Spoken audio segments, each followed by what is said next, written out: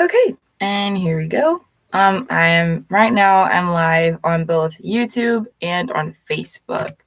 So let me see if I can do this thing really quickly and do both of the screens.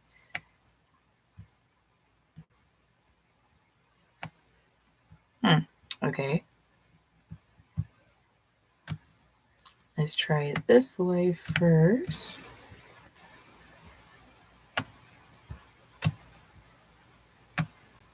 All right, no, that's not going to work. Okay, so let's go ahead and get on with it. So I will be reading you guys the Mary Kay Ash Miracles Happen. This chapter is chapter 13, which is getting your career off to a winning start. Now, this is just about as long as my ebook, which is 5 pages long. This one is only 4 pages long, and this is like the small pages because my book was 5 actual 8 by 11 size pages. This is just a smaller size book. So since we're only going to be reading this, it won't take much time at all, and I'll give you my input on it. Getting your career off to a winning start. I believe that the only difference between successful people and unsuccessful people is extraordinary determination. I circled that. If you see anyone enjoying a career that you would like to pursue, ask yourself, what has he or she got that I can't have fixed? Hold on, let me repeat that. What has he or she got that I can't have fixed? In other words, how can I do it too? I believe that any woman can build a successful career if she has determination and the willingness to work at self-improvement. If you aren't happy with yourself, climb back up on God's easel. He's not through with you yet. And that's just a little input. That is one thing that we forget. God created us. It's up to us to develop ourselves. So that's why it's called self-development. You pursue God first, family second, and career third. So everything else falls in line when you are aligned with God. Don't forget that although I was a young woman when I first entered my career, I had retired before founding Mary Kay Cosmetics. So if you're not satisfied with your status quo, it's never too late. It took God a long time to get me ready for the role he had prepared me for. A career is something much more than a job. It implies a level of commitment, responsibility, and involvement that goes far beyond spending your time and drawing your pay. As you mature beyond the idea of a mere job and approach your work as a career, there are many things for you to consider. Not the least of these is the path you will travel to reach your long-term goals.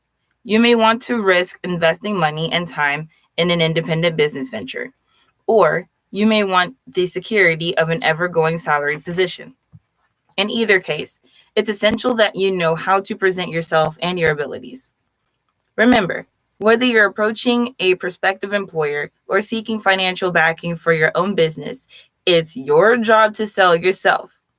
There are 1,000 other people competing within any profession, but you can give yourself an edge by thinking about what you have to offer. So many people approach a new career by asking, what can this do for me?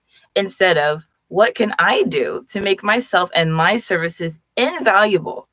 What unmet needs can I fulfill? Sometimes this attitude can mean the difference between success and failure. The first task is to honestly evaluate the skills you already possess.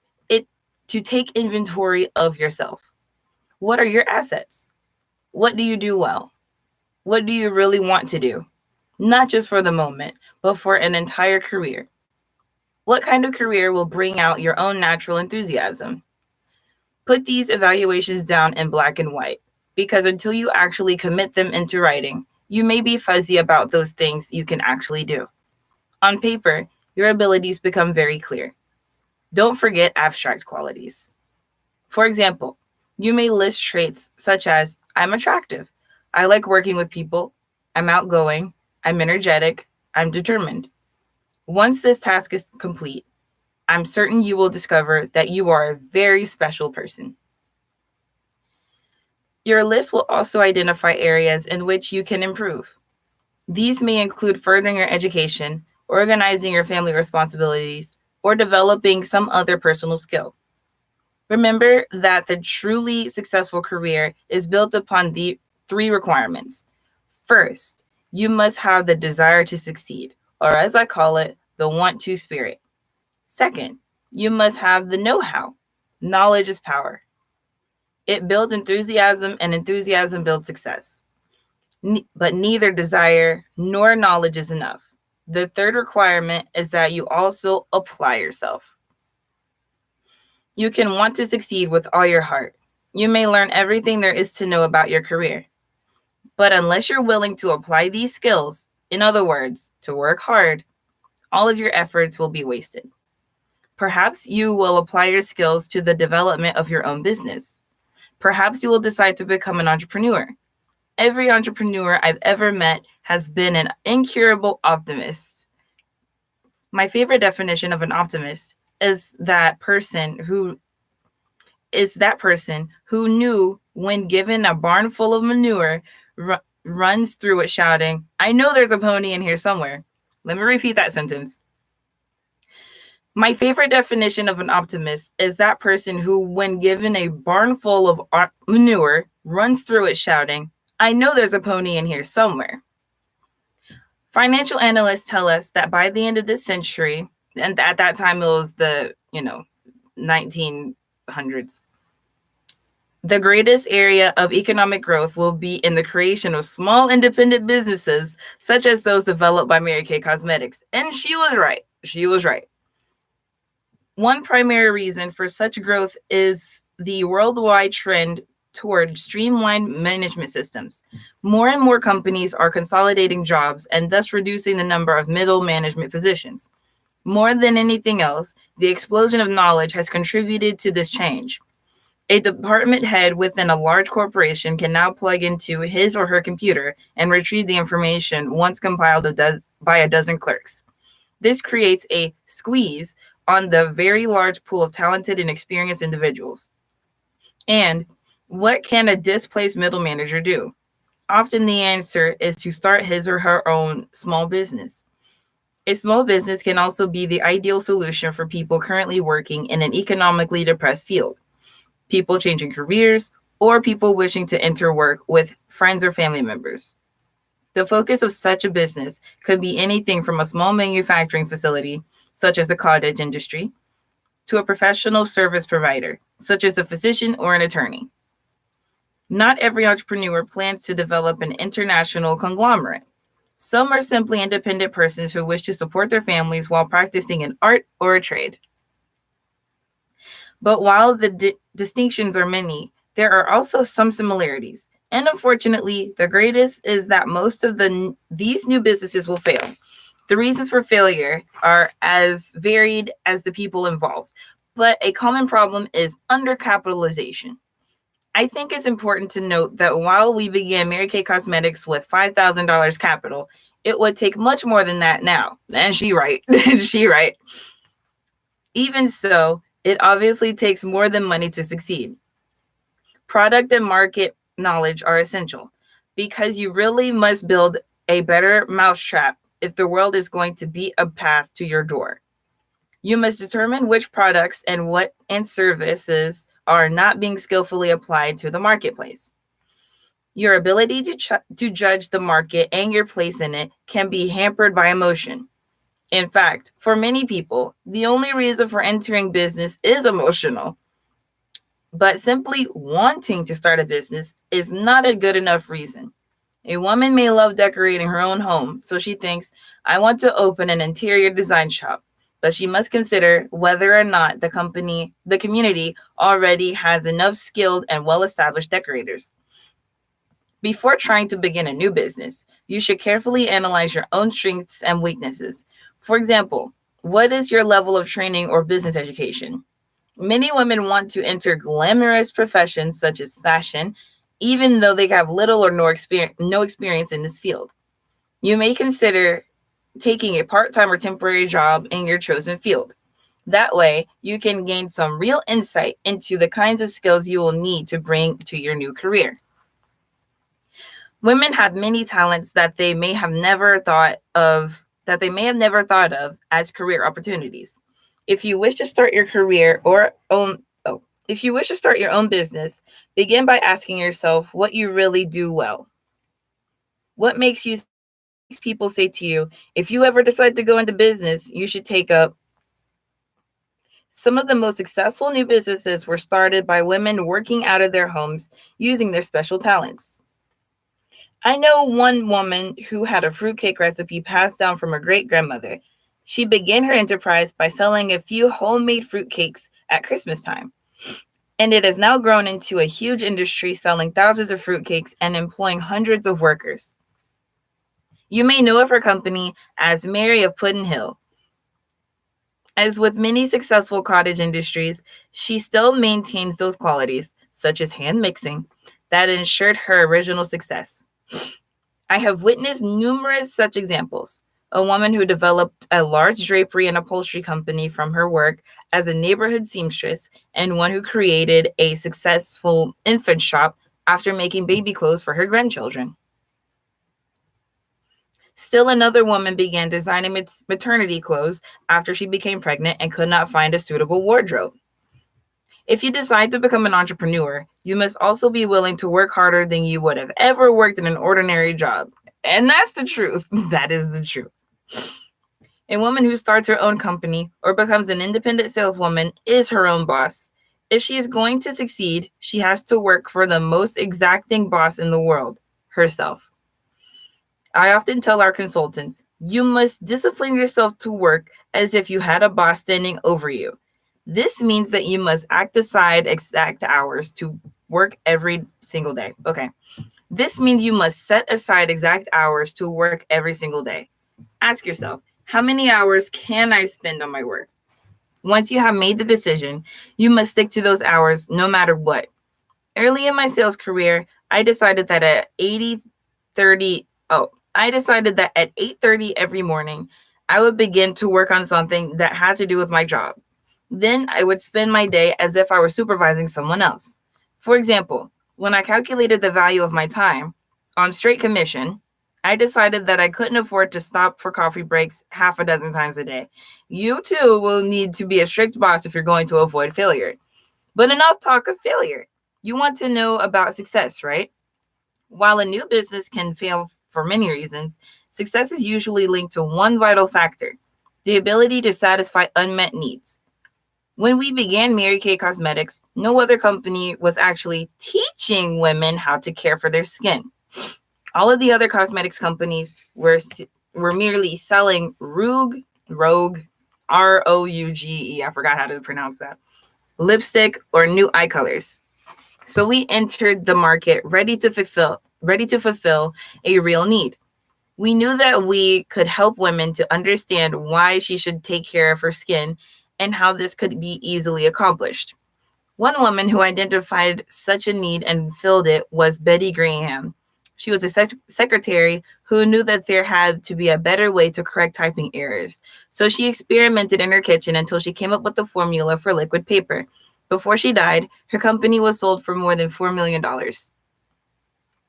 One of my favorite success stories concerns the late Mary Crowley, my longtime friend and owner of home interiors and gifts. Just a side note, my mom, she's also a Mary Kay consultant. She used to sell home interior and be an interior decorator. So everything she's talking about in this chapter, I kind of lived in my personal life. So it's really cool.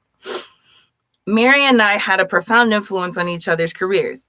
I especially enjoy telling how she founded one of the country's most successful direct sales organizations. Not anymore. I don't know what happened. I met Mary in the early 1940s when I was with Stanley Home Products. It was a bitterly cold night when the streets were sheeted with ice and the radio stations were warning people not to leave their homes. But I had a Stanley party scheduled and I was very conscientious. If I had a party booked, I went, ice or not. All weather runners. Whether Mary Crowley was very conscientious too. Mary Crowley was very conscientious too. She was the only other person to show up.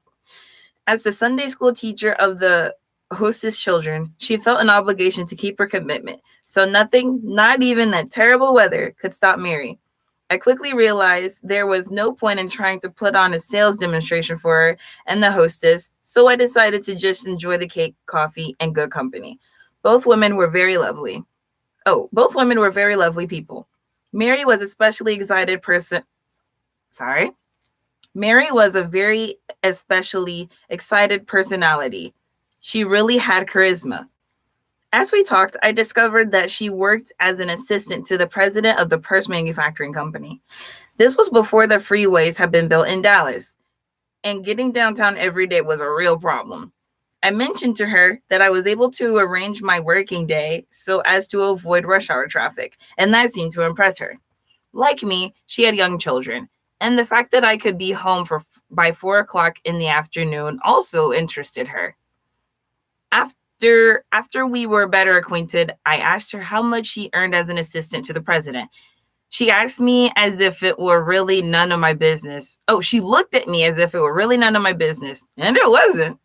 And I replied, I make six, and she and replied, I make $66 a week. In those days, that was a lot of money. I said, well, I do too. In a bad week. That really impressed her. But when I offered her a job as a Stanley dealer, she refused. I told her, you would be fantastic in sales, and I think you're wasting your time behind a desk. If you ever change your mind, call me. I didn't hear from her for more than a month. And then one day she phoned to tell me that her husband had been called up for reserve duty in the National Guard. I think I'm going to be home alone for 3 months. Do you think I could sell Stanley part-time? Usually I had little interest in part-timers, but remembering Mary's wonderful personality, I consented. The first party she observed was a disaster. I made a total of $4, but this didn't discourage her. Before long, she had become a Stanley dealer, and she was terrific. After a few months, she called and told me that she would be at the Monday morning sales meeting. She had resigned from her job and was going to sell Stanley full time. That was the beginning of something wonderful for me, because with her assistance, my unit soared. Later, when I moved to St. Louis, Mary had done such a fantastic job that Stanley allowed her to take over my Dallas unit. She continued to earn tremendous commissions until she left to accept the position of sales manager for a fledgling young company, World Gift. A year later, we were moving back to Texas, and I stopped off for a visit with Mary. She took me to a World Gift show, only this time she recruited me. I took a World Gift demonstration case, and within a year, my unit was doing a major portion of the company's total business. Meanwhile, Mary left to create home interiors and gifts, her own multi-million-dollar success story. Mary continued to influence my life for many years, but perhaps the most significant event was when she introduced me to Mel Ash.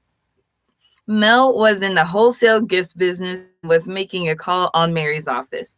As he invited Mary and her husband Dave out to dinner, Mel asked, do you know anybody else like you? Mary answered, as a matter of fact, I do. Then she picked up the phone and called me. I was a bit reluctant, but I agreed to join them for dinner the next evening. A few minutes before our dinner engagement, Mary called to tell me that something unexpected came up and that she and Dave couldn't make it. I suspected she was playing Cupid, but I agreed to go, and I never regretted it for a moment. And I circled this next paragraph, or this little part right here. Isn't it wonderful how once in a while someone crosses your path and turns out to have such a dramatic influence on your life? Yes. And to think that if Mary and I had not ventured out on that bitter cold night, we might never have met. I believe that Mary is a wonderful example of how a woman who uses her talents can succeed at anything she sets her mind to. First, she was an excellent assistant to the president of her company, then a top salesperson, and later outstanding sales manager. Eventually, when she had developed the necessary skills and recognized an unmet need, Mary began a small business that grew into a large, successful company. And I also circled this last part. As you begin a new career, remember that whatever you vividly imagine, ardently desire, and sincerely believe and enthusiastically act upon, you must inevitably come to pass. Okay, that was awesome. I read her whole book. Like, I have notes throughout this entire thing. Just, oh my gosh, like I couldn't get enough of it when I was reading it the very, very first time. And so that is the end of it. This was about 20 minutes. So if you were watching this in the future, or if you're live watching this and you only wanted to hear that part of the book, then yeah, you can go ahead and click off if you want to. But now, since Mary Kay, this is the anniversary of Mary Kay, actually. Like, this is the exact anniversary of Mary Kay Incorporated opening, or Mary Kay Cosmetics opening. It was September 13th, 1963, Friday the 13th, which is also today. The only difference is 2019. And so I'm super excited. Like, it's a full moon today. Like, it's just, and it's close to Halloween. Like, it's super spooky and like super cool, super cute. And so I'm like really excited about this. And I really wanted to bring things back to what Mary Kay holds to her heart the most, which is God first, family second, career third. And so this is a book from my great grandmother actually owned this book. It's called Knowledge That Leads to Everlasting Life. And so let me find, if since it's 13, that was chapter 13. It was on page 113. Let's see what chapter 13 is here. Why living a godly life brings happiness. Oh, why isn't that ironic? All right, so let's go to that page. I'm going to see how long that is because I may not read the whole thing. I don't want to hold you up for too long. 1, 2, 3, 4, 5, 6, 7, 8. Now, yeah, see, this is going to be long. So I'm only going to read this for a little bit. And this is actually kind of like a bonus. This was not part of my original plan. But I'll read the first page here. And that'll basically give you the basis of why living a godly life brings happiness. And so I'll also give you the Bible scripture and references so you can do your own research if you would like to. Jehovah is the happy God, and he wants you to enjoy life. 1 Timothy 1:11. By walking in his way, you can benefit yourself and experience tranquility that is deep and lasting, like an ever-flowing river. Walking in God's way also moves one to perform continuous acts of righteousness, like the waves of the sea. This brings true happiness. Isaiah 48:17 and 18. Some may object, people sometimes suffer for doing what is right. True, and that is what happened to Jesus' apostles. Although persecuted, however, they rejoiced and went on declaring the good news about the Christ. Acts 5:40 through 42. We can learn important lessons from this. One is that our living a godly life does not guarantee that we will always be treated well. In fact, wrote the Apostle Paul, all those desiring to live with godly devotion in association with Jesus Christ will also be persecuted. 2 Timothy 3:12. The reason for this is that Satan and his world are opposed to those who live in a godly way. John 15:18 and 19, 1 Peter 5 and 8. But genuine happiness is not dependent on external things. Rather, it comes from a conviction, that we are doing what is right and therefore have God's smile of approval. Matthew 5:10 through 12, James 1 and 2 and 3, 1 Peter 4:13 and 14. Okay, and so that's all I'm going to read for there. But thank you all so much for watching, whether you're watching live right now or in the future.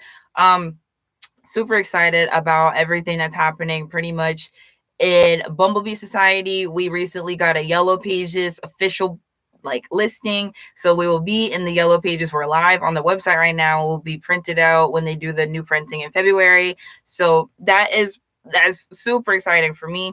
And I know that we won't get too much buzz up until February when they do the printing, but hey, it's cool. We're preparing for the future always. Is this my son? Hello, son. Would you like to say hello while I close out? Balloon, water balloon. That's great. Okay. Good job, water balloon. You want to say hey? No. We're going to blow it up in a minute. You want to say hey? Look, say hey. Good job. Okay, Say bye-bye. Say bye-bye. Oh, he's just gonna leave. Oh, he gonna leave on y'all. He not even gonna say nothing. Oh, snap. Okay, thank you all so much for watching. Bye.